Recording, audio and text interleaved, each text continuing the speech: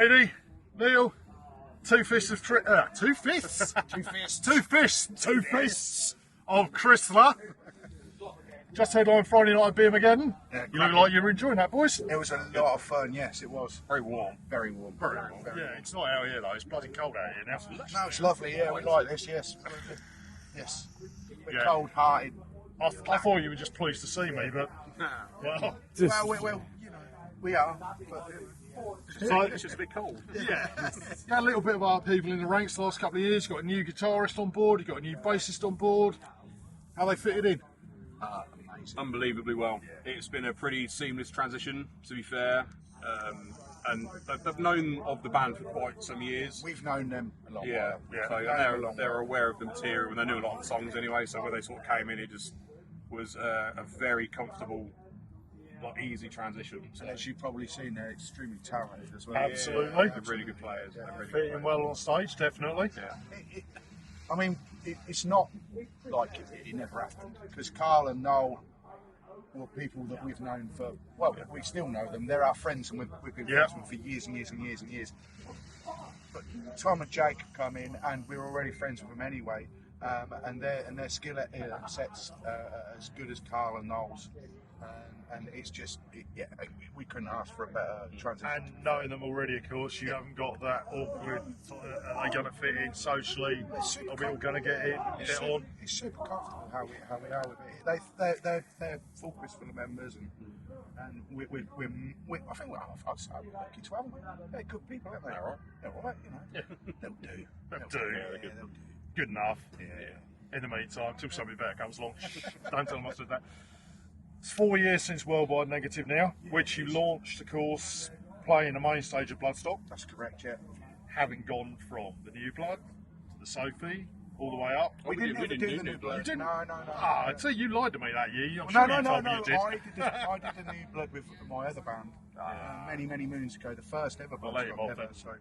So I wasn't lying, but we sort of kind of skipped that, didn't we? Yeah. We got asked to play the Sophie stage due to reputations. That's it. My reputation. What was it? Me in a field with heavy metal.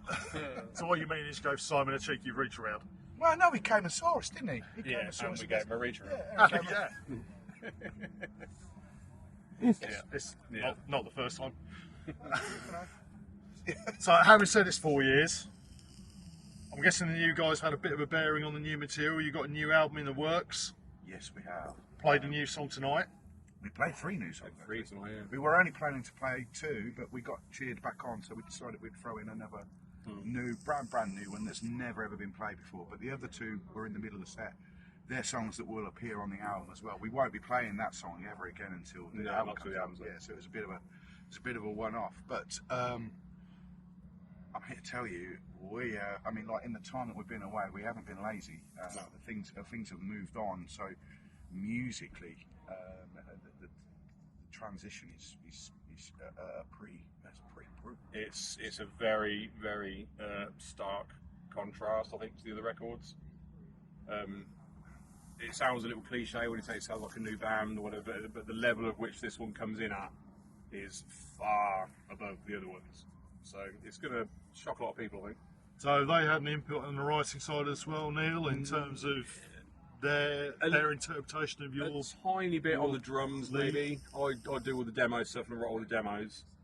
I think it's fair to say that Liam during the lockdown, Liam learned some new skills which allowed us to be able to go into areas that we've previously been unable to, and also with the skills that Jake and Tom have brought along, that's also helped as well.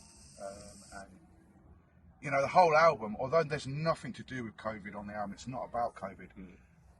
The circumstances and everything that we went through during COVID and all of the everything, that's what the crux of this album is about. It's about the personal stuff that we all went through, because we all went through an awful lot of isolation and so on for everybody. And I think it's fair to say that this album reflects that we never ever mention it. It's not like No, it's not a theme on the record at all, not at all, but it is a result of having the time and the space to do it If you know what I mean. Because Yeah. if COVID hadn't happened, Liam probably wouldn't have had that much free time to sit down with his kit at home and figure out a few things. And I mean, I didn't write anything over COVID, literally nothing. I wrote loads of music, but nothing to do with the band. It was just random stuff.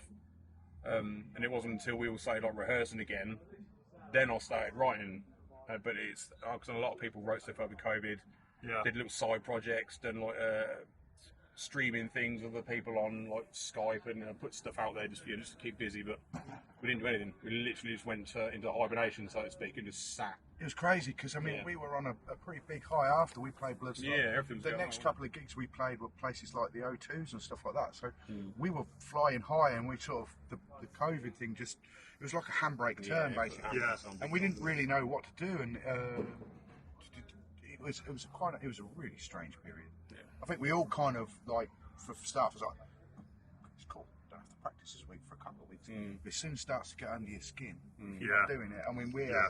we have been doing it for that many years. It's part of what we are. You have to be a certain sort of person, I think, to be in a band, and you know, and when you're not able to do it, it's not so much playing live. It's playing with your band and being part of a unit. Yeah. So you're We've not. been jamming since 1994. That's right. Yeah, we have So a been. long time. I've known Neil.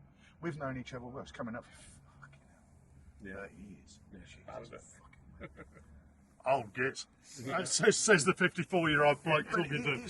it's kind of our psychosis. It's what we Yeah. do. Without it, we're kind of like. I'm not saying we haven't got other facets to our But you lives, lose a but part of your personality. This is what almost. we're driven by. Yeah. The music is what we do and what we've always done. And we can't really stop now, can we? No, not now. It'll be a It's lot too late.